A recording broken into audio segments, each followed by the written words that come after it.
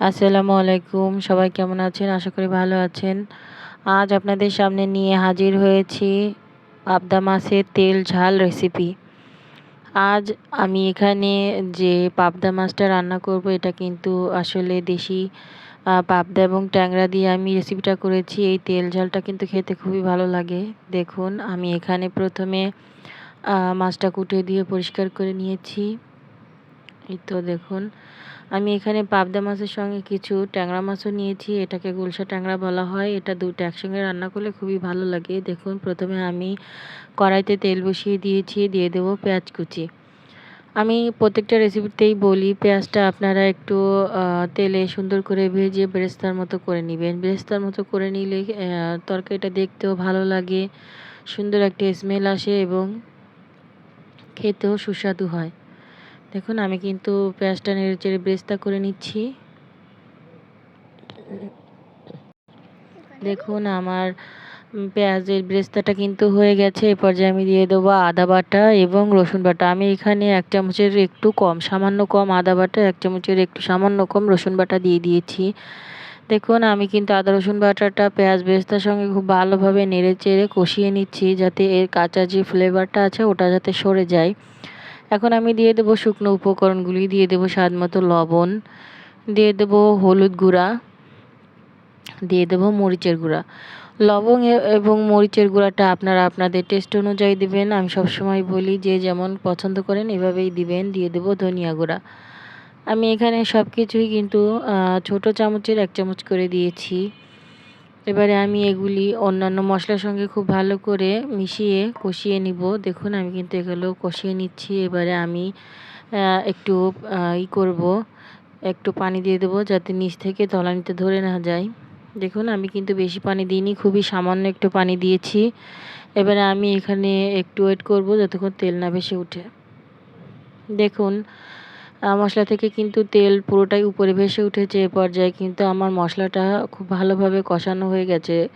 যখন দেখবেন মশলা থেকে তেল ভেসে উঠেছে তখন বুঝবেন মশলাটা কষানো হয়ে গেছে। এই পর্যায়ে দিয়ে দেবো আমি বড় সাইজের একটি টমেটো আমি কুটে রেখেছিলাম। দেখুন চিকন চিকন করে ফালি করে রেখেছি, এইটাই আমি মশলার ভিতর দিয়ে দিচ্ছি।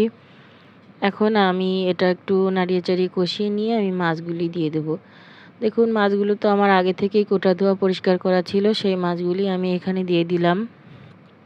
দিয়ে আমি বাদবাকি মশলা এবং টমেটোর সঙ্গে খুব ভালোভাবে নেড়েচেড়ে একটু কষিয়ে নিব। দেখুন এই মাছগুলি পাবদা মাছ, ট্যাংরা মাছ এগুলি কিন্তু খুবই নরম।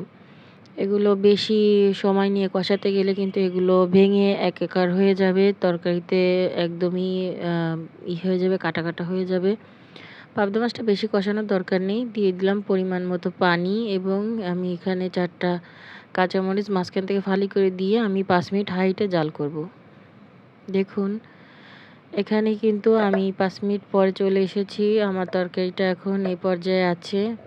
5 মিনিট হাই হিটে আমি জাল দিয়েছি। এবারে একটু আমি হালকা হাতে মাছগুলিকে একটু উল্টে পাল্টে দিচ্ছি। পাবদা মাছ রান্না করতে কিন্তু খুব বেশি সময় লাগে না, খুব তাড়াতাড়ি এটা হয়ে যায় যেহেতু নরম মাছ। দেখুন আমি আবারও ঢাকনা খুলে তো করে দিচ্ছি। এবারে আমি দিয়ে দেবো ধনিয়া পাতা। আমি এখানে কিছুটা ধনিয়া পাতা টুকরো করে রেখেছিলাম কুচি করে, সেটাই আমি দিয়ে দেবো। এবার ধনিয়া পাতাটা খুব ভালো করে সেদ্ধ হয়ে যাওয়ার জন্য আমি আবারও ঢাকনা দিয়ে ঢেকে 5 মিনিট রান্না করব। দেখুন 5 মিনিট পরে আমার তরকারিটা কিন্তু এই পর্যায়ে এসেছে। আমি আরও সামান্য কিছুটা ঝোল কমাবো। এজন্য আমি আরও 4 মিনিটের মতো আমি এটা জাল করে নিব। আপনারা যেভাবে তরকারিটার ঝোল রাখবেন, গ্রেভি করবেন সেভাবেই করে নিবেন। দেখুন আমার তরকারিটা কিন্তু অলমোস্ট হয়ে গেছে। আমি আর ঝোল কমাবো না, এভাবেই আমি রাখবো। এভাবে আমি লবণটা টেস্ট করে নিব। রান্না শেষে অবশ্যই আপনারা আপনাদের পছন্দ মতো লবণটা টেস্ট করে নেবেন। আমার এখানে লবণ ঠিক আছে, আমি আর দিব না। এবার আমি ঢাকনা দিয়ে ঢেকে রাখবো, চুলার ফ্লেমটা বন্ধ করে দেবো, আমি সার্ভ করব। দেখুন আমার কিন্তু এখানে সার্ভ করা হয়ে গেছে।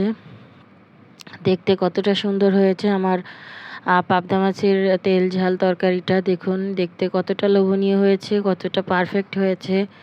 এরকম একটা তরকারি যদি গরম ভাতের সাথে থাকে আপনারা অনায়াসে পেট ভরে আপনারা ভাতটা খেতে পারবেন। এটা দেখতে যতটা সুন্দর হয়েছে এটা খেতেও কিন্তু ততটাই সুন্দর হয়েছিল। আমি যেদিন রান্না করেছিলাম এটা সুন্দর একটা ফ্লেভারও আসছিল। আপনারা যদি করেন আপনারাও পাবেন। ভিডিওটি ভালো লাগলে লাইক করবেন, কমেন্ট করবেন, শেয়ার করবেন এবং আমার চ্যানেলটি সাবস্ক্রাইব করে রাখবেন। যখন যা দিই তাতে আপনাদের কাছে যাতে চলে যায়। অবশ্যই বেল বাটনটা চেপে দিবেন। সবাই ভালো থাকবেন। আসসালামু আলাইকুম।